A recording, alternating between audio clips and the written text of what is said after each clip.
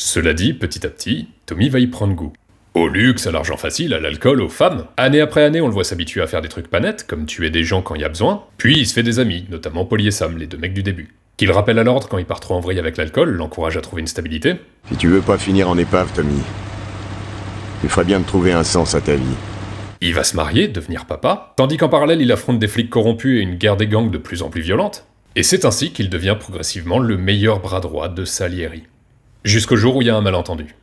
Tommy et Polly pensent que Salieri leur a menti à propos d'un butin, ils décident donc de lui mentir à leur tour et de braquer une banque sans lui en parler. Monumentale erreur. Le lendemain, Tommy retrouve Polly mort d'une balle dans la tête, et Sam, qui lui donne rendez-vous pour l'aider à s'enfuir, lui tend en fait un piège. Sam s'avère être en réalité le boss de fin de ce jeu vidéo. L'amitié, c'est de la merde. Si vous en triomphez, le flashback se termine. On retrouve l'inspecteur Norman qui accepte de protéger Tommy, et ensemble ils font tomber la famille Salieri dans le plus grand procès du siècle. Dans un épilogue qui a lieu 13 ans plus tard, on retrouve Tommy en train de faire le point alors qu'il arrose paisiblement son jardin. Il se dit qu'il s'en est bien sorti, quand deux individus viennent le saluer. Monsieur Angelo? Oui. Monsieur Salieri vous transmet ses hommages. La caméra s'éloigne de son corps inanimé, tandis que Tommy philosophe en voix off, sur les lois, les hommes, la marche du monde. Il pense à ce qu'il a fait, à comment il a déconné, à ses amis, et l'écran de fin apparaît doucement.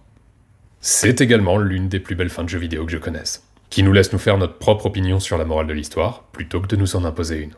Ce jeu est un chef-d'œuvre. Ils en ont d'ailleurs fait un remake en 2020 que dans l'ensemble je trouve très bon, malgré un ou deux défauts d'écriture. En particulier, Tommy est un peu trop content de rejoindre la mafia, alors que dans le jeu original on montre bien qu'il n'a pas le choix. Et les messages qu'ils font passer sont beaucoup moins subtils, mais on y retrouve quand même ce souci de la narration, pensé comme un film qui vous accroche au siège, dans une Amérique des années 30 superbement restituée, et où on suit des personnages auxquels on peut s'identifier, qui juste vous racontent leur histoire, une histoire pas évidente.